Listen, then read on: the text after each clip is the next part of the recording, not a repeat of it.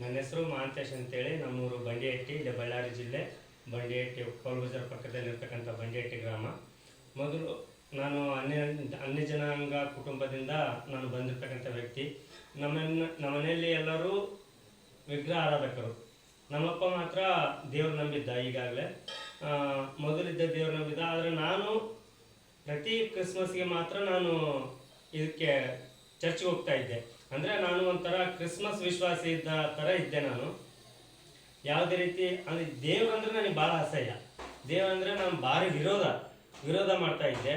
ಅದೇ ಆ ದೇವರು ಹಂಗೆ ಹಿಂಗೆ ಅಂತೇಳಿ ನಾನು ಭಾರಿ ವಿರೋಧ ಮಾಡ್ತಾ ಇದ್ದೆ. ಆಂಜನೇಯ ಭಕ್ತ, ನಾನು ದೊಡ್ಡ ಆಂಜನೇಯ ಭಕ್ತ ಅಂದರೆ ದೊಡ್ಡ ಆಂಜನೇಯ ಭಕ್ತ, ಆ ರೀತಿ ಇದ್ದೆ ನಾನು. ಆದರೆ ನಾನು ದೇವರ ನಂಬಿದ ಕುಟುಂಬದಿಂದ, ಅಂದರೆ ನಮ್ಮ ಅಪ್ಪನ ಜೊತೆಗೆ ನಮ್ಮ ಅಕ್ಕವರು ಸಹ ದೇವ್ರನ್ನ ನಂಬ್ಕೊಂಡು ಹಂಗೆ ಕಂಟಿನ್ಯೂ ಆದರು. ಬಟ್ ನಾನು ಮಾತ್ರ ದೇವ್ರನ್ನ ನಂಬಲಾರ್ದೆ ನಾನು ಅನ್ಯ ಜನಾಂಗ ಅಂದರೆ ವಿಗ್ರಹ ಆರಾಧನೆ ಮಾಡಲಿಕ್ಕೆ ನಾನು ಸ್ಟಾರ್ಟ್ ಮಾಡಿದ ನಂತರ ಮತ್ತೆ ದೇವರು ಕೃಪೆಯಿಂದ, ಅಂದರೆ ದೇವರು ತನ್ನ ಗರ್ಭಫಲದಿಂದನೇ ದೇವರು ನಮ್ಮನ್ನು ಆಯ್ಕೆ ಮಾಡ್ಕೊಂಡಿದ್ದಾನೆ ಅನ್ನೋ ವಾಕ್ಯದಿಂದ, ಆ ವಾಕ್ಯದ ಪ್ರಕಾರವಾಗಿ ನನ್ನ ಮೊದಲೇ ಆಯ್ಕೆ ಮಾಡಿಕೊಂಡಿರುವ ಕಾರಣ ನನ್ನ ದೇವರು ನಂಬಿದ ಕುಟುಂಬದಿಂದನೇ ನನಗೆ ಹೆಣ್ಣು ತೆಗಿಲಿಕ್ಕೆ ರೆಡಿ ಆಯಿತು. ಅಂದರೆ ನಮ್ಮ ಅಕ್ಕನ ಮಗಳನ್ನೇ ನನಗೆ ನಿಶ್ಚಯ ಮಾಡಿದ್ರು.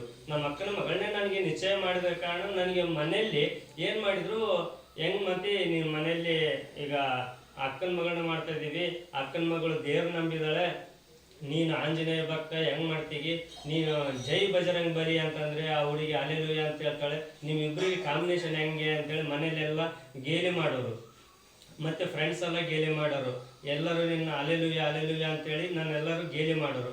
ಆದರೂ ಹೋಗ್ಲಿ ಬಿಡು, ಅವಳು ಚರ್ಚಿಗೆ ಹೋಗ್ತಾಳೆ, ನಾನು ಟೆಂಪಲಿಗೆ ಹೋಗ್ತೀನಿ ಅಂತೇಳಿ ನಾನು ಮದುವೆ ಮಾಡಿಕೊಂಡ ನಂತರ ದೇವ್ರ ಕೃಪೆ ನಿಜವಾಗ್ಲೂ ಎಷ್ಟು ಅದ್ಭುತ ಕಾರ್ಯ ಅಂತಂದರೆ, 1 ತಿಂಗಳಲ್ಲೇ ನಾನು ದೇವ್ರ ನಂಬಲಿಕ್ಕೆ ಸ್ಟಾರ್ಟ್ ಮಾಡಿದೆ. 1 ತಿಂಗಳಲ್ಲಿ. ಅದು ಯಾವ ರೀತಿ ಗೊತ್ತಿಲ್ಲ. ನಂಬಲಾರದೆ ನೋಡದೆ ನಂಬುವವನು ಧನ್ಯನು ಅಂತೇಳಿ ದೇವ್ರ ವಾಕ್ಯದ ಪ್ರಕಾರ ದೇವ್ರನ್ನ ಅದು ಏನು ನೋಡಲಾರ್ದೆ ನಾನು ದೇವ್ರನ್ನ ನಂಬಿಕೊಂಡು ಸಂಪೂರ್ಣ ವಿಶ್ವಾಸಿಯಾದೆ. ನಾನು ದೇವರಲ್ಲಿ ಸಂಪೂರ್ಣ ವಿಶ್ವಾಸಿಯಾದೆ. ಹೆಂಗೆ ನಂಬ್ಕೊಂಡ್ರಿ? ಯಾರ ಮೂಲಕ ದೇವ್ರನ್ನ ನಂಬ್ಕೊಂಡ್ರಿ? ಅದು ಬೇಕು. ನಾನು ಮದುವೆ ಆದ ಕೂಡಲೇ ನಾನು ಮತ್ತೆ ಒಂದು ಸತಿ ಏನಾಯ್ತು, ನಮ್ಮ ಮಿಸ್ಸಸ್ಸು ಮತ್ತೆ ನಮ್ಮ ದೊಡ್ಡಕ್ಕನ ಮಗ ಬೀರಪ್ಪ ಅಂತೇಳಿ ಇದ್ದಾರೆ. ಅವನು ಇಲ್ಲಿ ಆಶೀರ್ವಾದ್ ಚಾಪೆಲ್ ಅಂತೇಳಿ ಇದೆ. ಆಶೀರ್ವಾದ್ ಚಾಪೆಲ್ಗೆ ಮಮ್ಮ ಚರ್ಚಿಗೆ ಹೋಗೋಣ ಬಾ ಅಂತೇಳಿ ಕರೆದ. ಆ ಚರ್ಚಿಗೆ ಹೋಗೋಣ ಬಾ ಅಂತೇಳಿ ಕರೆದಾಗ ನಾನು ಬರಲ್ಲ ಅಂತಂದ್ರು ಕೂಡ, ಇಲ್ಲ ಬಾ, ಚೆನ್ನಾಗಿರುತ್ತೆ ಬಾ ಅಂತೇಳಿ ಕರೆದು ಇಲ್ಲಿ ನನಗೆ ಕರ್ಕೊಂಬಂದು ಚರ್ಚ್ನಲ್ಲಿ ಕೂಡಿಸಿದಾಗ ಅವು ನನಗೆ ಪ್ರಥಮವಾಗಿ ಫಾಸ್ಟ್ ಆಗಿ ಪರಿಚಯ ಆಗಿದ್ದು ಪುಷ್ಪಲತಮ್ಮ ಅವರು. ಅಪ್ಪಾಜಿ ಅಂದರೆ ನಾಮದೇವಯ್ಯವರು ನನಗೆ ಇನ್ನೂ ಪರಿಚಯ ಆಗಲಿಲ್ಲ. ಅವರು ನನಗೆ ಸಿಗಲೇ ಇಲ್ಲ. ಅವ್ರನ್ನ ನೋಡ್ಬೇಕಂತೇಳಿ ನನಗೆ ಭಾಳ ಆಸೆ ಇತ್ತು. ಯಾಕಂದರೆ ಈ ಹಿಂದೆ ನನಗೆ ನಮ್ಮ ಅಕ್ಕರು ಮತ್ತು ನಮ್ಮ ಅಕ್ಕನ ಮಕ್ಕಳು ಎಲ್ಲರೂ ನಾಮದೇವಯ್ಯನವ್ರು ಅವ್ರಿಗೆ ಮತ್ತು ಪುಷ್ಪಲತಮ್ಮ ಅವ್ರ ಬಗ್ಗೆ ನನಗೆ ತುಂಬ ಹೇಳಿದ್ರು. ಅವರು ಘನ ಸೇವಕರು, ಅವರು ತುಂಬ ಸೇವೆ ಮಾಡ್ತಾ ಇದ್ದಾರೆ, ಅವ್ರ ಸೇವೆಗಳ ಬಗ್ಗೆ ಎಲ್ಲ ನನಗೆ ತುಂಬ ಹೇಳಿದ್ರು ಕೂಡ ನಾನು ಅವ್ರನ್ನ ನೋಡ್ಬೇಕಂತ ನನಗೆ ಆಸೆ ಇತ್ತು. ನನಗೆ ಕುತೂಹಲ ಬಂದಾಗ ನಾನೇನು ಮಾಡಿದೆ, ನೋಡೋಣ ಅಂತೇಳಿ ಬಂದಾಗ ಇಲ್ಲಿ ಚರ್ಚ್ನಲ್ಲಿ ಕೂತ್ಕೊಂಡಾಗ ಪ್ರಥಮ ಬಾರಿ ಬೆಂಗಳೂರಿನಲ್ಲಿ ಇರ್ತಾರೆ ಅವರು.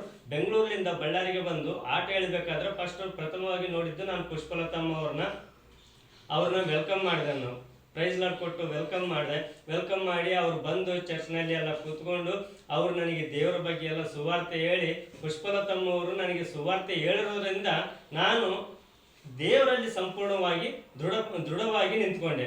ಅವತ್ತಿಂದ ಇವತ್ತಿನವರೆಗೂ ನಾನು ದೇವ್ರನ್ನ ಬಿಟ್ಟು ಮತ್ತೆ ಬೇರೆ ದೇವರು ಇಲ್ಲ ಅಂತೇಳಿ ಅನ್ಕೊಂಡು, ಅವತ್ತಿಂದ ಯಾವ ಆಂಜನೇಯ ಇಲ್ಲ, ಯಾವ ದೇವರು ಇಲ್ಲ ಅಂತೇಳಿ ತಿಳ್ಕೊಂಡು ನನಗಿರೋದು ಒಂದೇ ದೇವರು, ಏಕದೇವರು, ಸರ್ವಶಕ್ತನಾದ ಯೇಸು ಸ್ವಾಮಿ ಅಂತ ತಿಳ್ಕೊಂಡು ಅವತ್ತಿನಿಂದ ಇವತ್ತಿನವರೆಗೂ ಅವರ ಸುವಾರ್ತೆಯಲ್ಲಿ, ಬಿತ್ತಿದಂಥ ಸುವಾರ್ತೆಯಲ್ಲಿ ನಾನು ದೃಢವಾಗಿದ್ದು, ಈಗ ಅವರು ಕೊಟ್ಟಿರ್ತಕ್ಕಂಥ ಅವರು ಸುವಾರ್ತೆಯಲ್ಲಿ ಏನು ನಮಗೆ ಸಾರಿದಾರಲ್ಲ, ಆ ಸುವಾರ್ತೆಯನ್ನೇ ನಂಬಿಕೊಂಡು ಅವ್ರು ಕೊಟ್ಟಿರ್ತಕ್ಕಂಥ ಅವಕಾಶವನ್ನು ಬಳಸ್ಕೊಂಡು ಈಗ ಅವರಲ್ಲಿ ನಾನು ಸೇವೆ ಮಾಡ್ತಾ ಇದ್ದೀನಿ. ಪ್ರಸ್ತುತವಾಗಿ ಅವರಲ್ಲಿ ನಾನು ಸೇವೆಯಲ್ಲಿ ಮಾಡ್ತಾ ದೇವರಲ್ಲಿ ಅಭಿವೃದ್ಧಿಯಾಗಿದ್ದೀನಿ.